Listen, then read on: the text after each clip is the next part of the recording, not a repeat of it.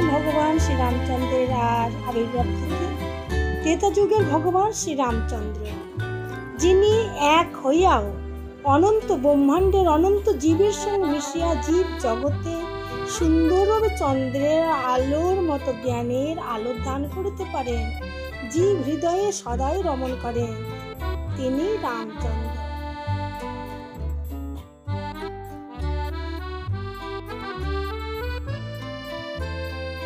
যুগে ক্ষত্রিয় বংশের রাজা বিশ্ব সহতে চক্রবর্তী খটাঙ্গ জন্ম হল। সেই খটাঙ্গ হইতে দুর্গা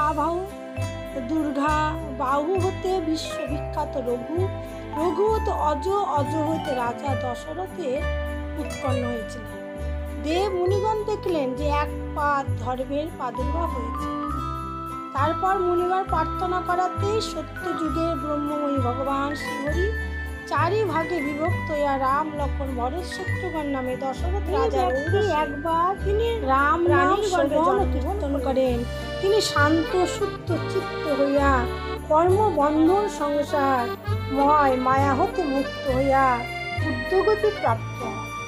শ্রী রামচন্দ্রের রাজত্বকালে সকল জীবই রামভক্ত ছিলেন। একদিন সীতা দেবী বনবাস থেকে ফিরে আসার পর হনুমানকে একটি মুক্ত উপহার দিয়েছিলেন। হনুমান ওই হাতটি নাকে শুনে দেখলেন রাম নামের কোনো গন্ধ নাই। কর্ণে ধরে দেখেন যে কোনো রাম নামও শোনা যায় না। চক্ষুতে দেখলেন শ্রী শ্রী রাম সীতার রূপ দর্শন হয় না। তখন হনুমান ওই হাতটি নদীতে ফেলে দিলেন। তখন লক্ষ্মণ দেখলেন হনুমান মুক্ত হারের কর্ম। লক্ষ্মণ বলিলেন, হনুমান মুক্ত হারের কর্ম কি করে বুঝবে? তখন হনুমান হৃদয়ে